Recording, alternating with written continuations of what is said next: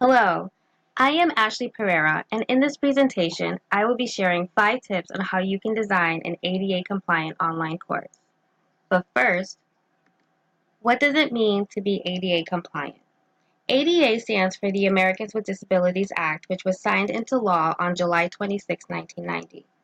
This legislation prohibits discrimination against people with disabilities and guarantees that they have same opportunities and rights as everyone else. This means that all of your students have the right to access your online course, and you must make the necessary accommodations so that they can. Now, who does the ADA apply to? The ADA protects anyone who meets any of the following criteria. An individual who has a disability defined by the ADA as a physical or mental impairment that substantially limits one or more major life activities, a person who has a history or record of such an impairment, or a person who is perceived by others as having such an impairment. Now, what does this have to do with your online classroom? Did you know that faculty are considered the missing piece in the attainment of web accessibility in higher education for disabled persons? Research has shown that when students with disabilities approach faculty for accommodations, they discover that not all faculty understand their disability nor know the appropriate accommodations.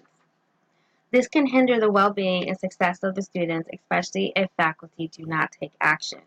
It can also have legal ramifications.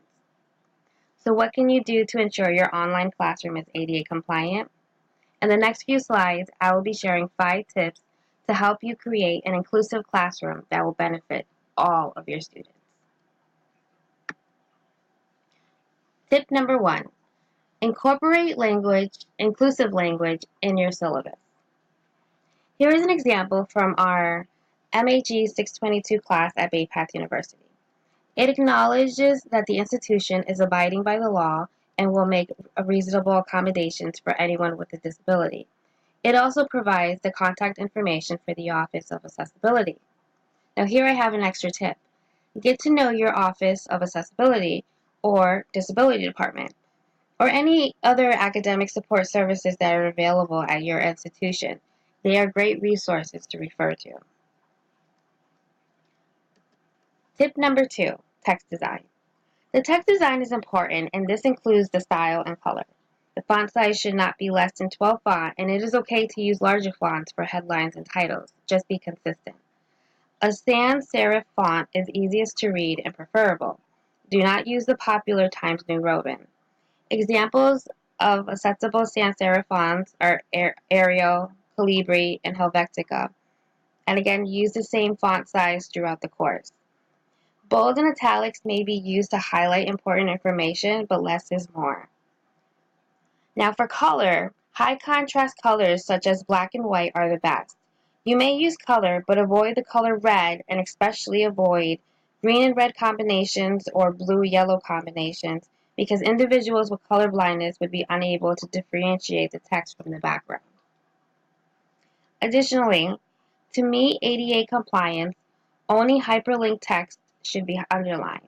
And speaking of hyperlinks, tip number 3, hyperlinks must be within a sentence. As you can see from these examples, the first 2 are not compliant because a screen reader will overlook them. So try to follow the last 2 examples. And here I have an extra tip. Always shorten long URLs. 2 programs that you can use is Bitly, or if you're using a Google application, google.gl will help you shorten the URL. Tip number 4. Images and graphics need to be relevant, have a high resolution, and have alternate tags or alternate text.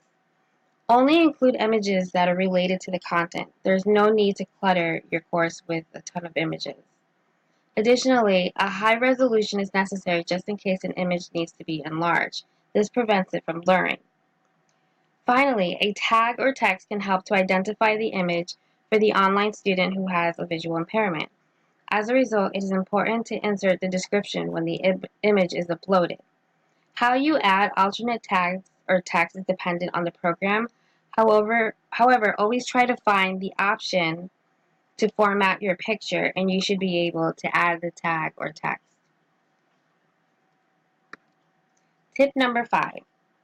Audio video must be clear, consistent, and have a high resolution. A good practice is to include a transcript and/or closed captioning. Here is an extra tip. In YouTube, you can add closed captioning to your videos easily. They have an automated system that will do it for you, but it is highly recommended that you go back in and you edit the closed captioning. For more information on how to do this, a Google search will result in many tutorials, in fact, on YouTube, on how to insert closed captioning and to edit the closed captioning. So these are my 5 tips, but I do have some bonus tips. The first one is specifically for faculty at BayPath who are using Canvas. I believe you can only see this feature if you are an instructor, but if you scroll down on your courses page, you can see where it says you do it. This feature, if you click on it, will scan your course to see if it is ADA compliant. Tip number 2, or bonus tip number 2, learn more about Universal Design Learning Principles. According to CAS.org, UDL is a framework to improve and optimize teaching and learning for all people based on scientific insights into how humans learn. This framework will steer you into the direction of an ADA compliant course. And finally, check in with your students. Studies have found that many online students in higher ed may not know how to advocate for themselves because others have always done it for them. They found that some students would speak up when faculty reached out to them to check on their progress. So I would also recommend that during the first week of class, during introductions, to make a general statement about how you are willing to accommodate students, but that they must either contact you directly or the accessibility office. So, in conclusion, in this presentation, you learned tips on how to design an ADA compliant online course. There has been limited research regarding online students with disabilities, but recent publications have shown promising results illustrating how online courses can really encourage the academic success of students with disabilities because they're able to access the course anytime and for the most part go at their own pace.